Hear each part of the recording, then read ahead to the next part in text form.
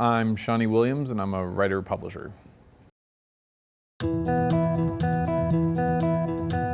Comic books, for me, are like the perfect storytelling medium because it's that perfect combination of visuals plus dialogue plus sound effects that you can't really get anywhere else. With comics, you have to write each page as its own page, whereas in film and television, you have 120 pages for a movie or 50 pages for an hour-long, pilot script.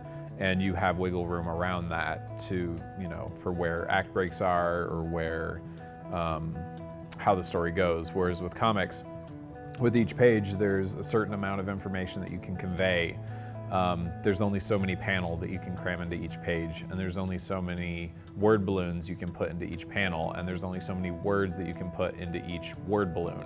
And so that puzzle element is something that you have to really get used to and adjust for, and it's something I really enjoy. The favorite thing for me about writing comics is the collaboration, because for me, I like being able to have an idea in my head, get it down on paper, and then send it to someone, and then they create their interpretation of that. A lot of writers I know get hung up on having their exact version conveyed, exactly the way they want it. And for me, if you want to do that, you should be writing prose and not comics, because comics are a collaborative medium. And so there's nothing more exciting than getting an artist's pages back and seeing what they saw in my script for the first time.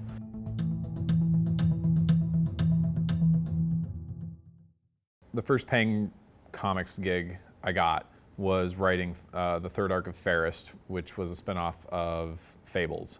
While that was going on, I started my own creator-owned series, Artful Daggers, which I co-created with Adam P. Nave and Andrew Losk, and that's put out through IDW and Monkey Brain Comics. It's digital first through Monkey Brain Comics, and then IDW publishes the trade paperbacks. Those are the cornerstone of my comics career. From there, I wrote a couple issues of The Vampire Diaries for DC Comics, as well as a story in the Dark anthology, which is a horror anthology that was a Kickstarter project.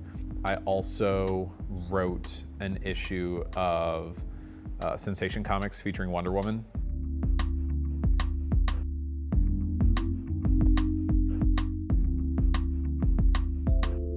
Well, there's benefits to both doing independent comics, independent creator-owned comics, and working for any of the main large publishers who are doing licensed work. The benefits to doing like a superhero book, for instance, is that they already have core fandoms that will learn who you are and possibly follow you over to your own creator-owned series at other publishers. The nice thing about doing the creator-owned books is that you can kind of solidify your voice as a storyteller that you can't do when you're writing a Batman book that, is having crossover events going on with other, superhero books, that kind of thing.